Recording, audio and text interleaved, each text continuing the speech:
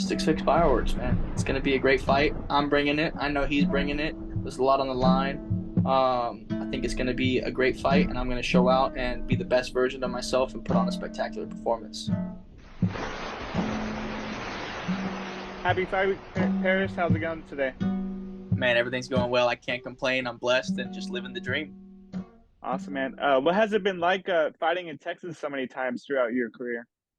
I love it. I love Texas. I love the fans. I love everybody there. Eric Garcia, the whole promotion, everybody that works for Fury. Shoot, even everybody who fights for Fury, the Texas Commission in the back. Everybody's super cool. It's just a great place to be. Awesome. Do you feel like the Texas MMA fans are starting to get behind you if they haven't already? Yeah, I definitely feel so. I feel like they'll definitely get behind me even more so with the knockouts and the finishes too. For sure, man. And how long has your training camp been for this one? 10 weeks. 10 weeks. So Yeah. like I saw the pictures, man. You're shredded, six pack. Do you feel like you're in the best shape of your career? Yeah, always. Every fight, I show up ready to go in the best shape, not just physically, but mentally as well. Awesome, man. Awesome. Talk to me about this upcoming fight, man. You're taking on Shameek Harvey, I believe. Uh, Mhm. what do you think about this matchup in particular? Man, he's a tough guy. He's a great competitor. It's going to be a great fight, and I think he's going to bring it. Mhm. What do you think he brings to the table? He's tough. He brings the grit. He's got great grappling skills, and the will to win. So do I. But I think it's gonna be a great night. Since you lost to Joshua Van, you put together back-to-back wins. What do you think about what did you learn from that loss that really helped you in this newer chapter of your career?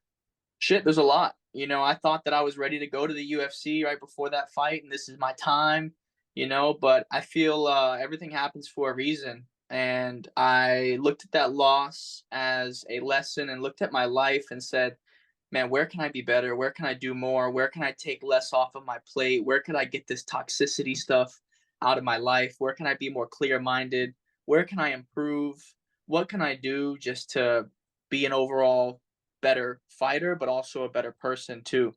Um, I think really just took a step back, analyzed my life, and said, "Hey, let's get rid of this. Let's not do this. Let's do that. Let's add this in, and let's make those changes." So that's what I did. After the loss, I don't get me wrong, I was hurt and I was upset, but it made me make the necessary changes in life to become a better fighter. So yeah.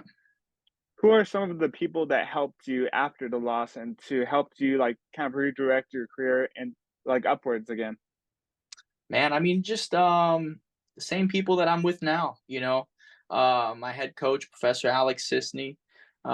Shoot, my mom, my dad, and my girlfriend especially too. Those are just like the close people in my life. But then I went ahead and I started to reach out a little bit more and get out of my comfort zone. So I started training at Heritage Muay Thai, Thug Jitsu with Eve Edwards. That was right after the loss. So I was like, man, I need to make a change in my life and start implementing new stuff and looking to see where I can improve. So started adding those people in there, and then they've become close family to me. Now I also do boxing at J Prince Boxing. So everybody over there who's been helping me as well. It's really just been a good family team, tight knit circle, and I've just been looking to improve after that and just be the best version of myself come fight night. You talked to me about the changes made in the gym, but like outside the gym, was there any changes that you made in your life? Whether that's I know a lot of fighters like reading, meditation, stuff like that. Like, so did you make any changes in your life outside the gym? I mean, yeah, I do like to read. I do like to meditate as well. But I feel like the big major change for me was quitting my job. I was working, 4 days a week, 35 hours a week or so. So Friday through Monday. So I would train. Like I would go to work Friday morning, go train in the night, and then train once a day on Sunday, go straight to work. So it was kind of hard to juggle all of that. So after the loss with Van, I wasn't like, man, F fighting, I'm going to get a job. Like I'm gonna go do something else. I was like, nah, fuck that. Like I need to make the changes in my life to be the best version of myself. So I took the risk, man. I quit my job right after the Josh Van fight, and luckily I'm very fortunate and blessed. My girlfriend was like, "Hey, baby, I want you to quit. Like, don't worry about the bills at the house. Like, I'm gonna take care of this. Like, I want you to chase after your dream, like chase after your passion. Like, this is bigger than just her or me. Like, this is both of us together." So I really am just blessed and thankful for the opportunity alone just to train full time. I feel like that's you know, paid dividends so far, and it's just going to continue to pay off. Mhm. And what was the job you quit? Yeah, what was the job you quit? I worked at T-Mobile. I just did retail sales there, but still, not having to work and to train even more and recover more and not have any distractions other than fighting being my entire life. Um, I've felt and seen the improvements. Mhm. Do you feel like you would have quit the job had you won that fight against Joshua Van?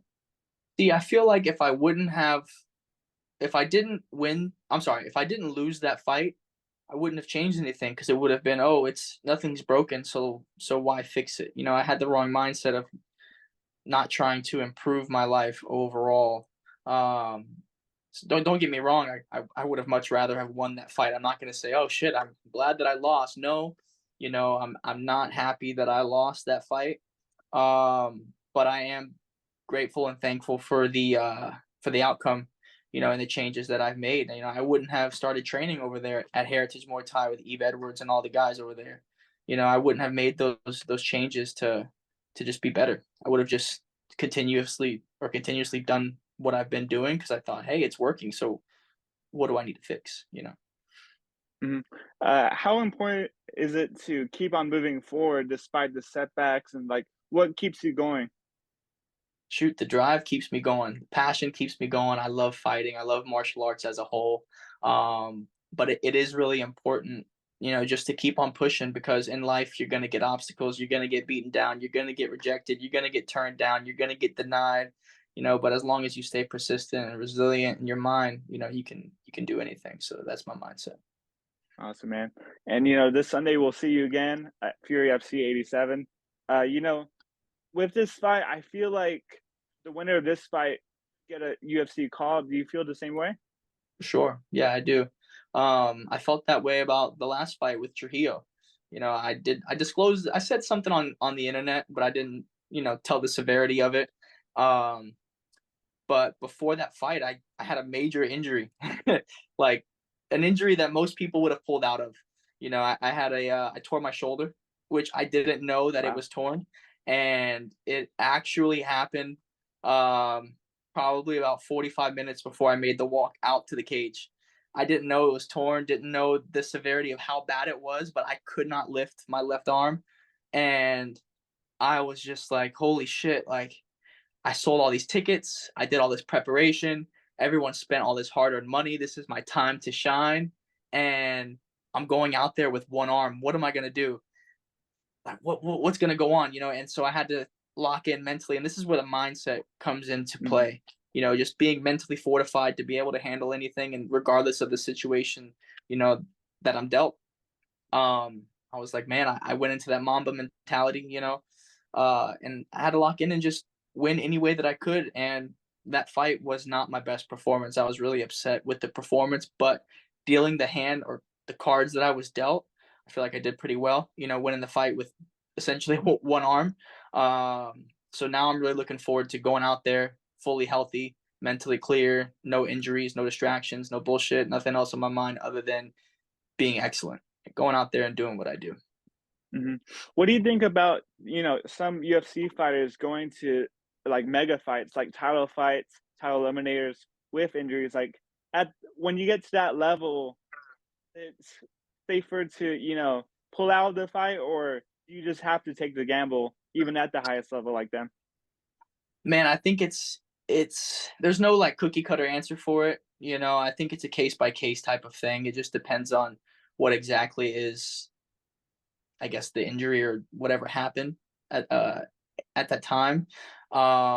Sometimes if you don't take your chance, you're gonna miss it, get passed up, and you've seen people not take their title shot, and then they get delayed fights for a year, then they get injured, then they lose, they go on a losing streak. So it's really just kind of a case by case basis. And then you also see people take risks and they win the fight, or they take risks and they become the champ or whatever the case is. So I think it really just depends on the situation and the person as well, and what they think that they're capable of. With the implications that come with this fight, do you feel like you need a finish here? Yeah, I do. I know I do. I know I need to finish. I think MMA in general, or let's say the UFC, it's a business before it's a sport. No one really cares how many fights you can win back to back to back if you're not finishing people, if you're not exciting and you're not bringing in that blood, that pop, that flashy KO, that amazing ground and pound, the finish. No one cares. Like people want to see violence, people pay to see violence, people pay to see exciting shit, and that's what I want to bring. I want to bring excitement. Awesome. And Paris, I think that's all the questions I had for you today. I just want to thank you again for the time. Is there anything that the fans should know about you, or what to expect to see from you on Sunday? 6 fireworks, man. It's gonna be a great fight. I'm bringing it. I know he's bringing it. There's a lot on the line. I think it's gonna be a great fight, and I'm gonna show out and be the best version of myself and put on a spectacular performance.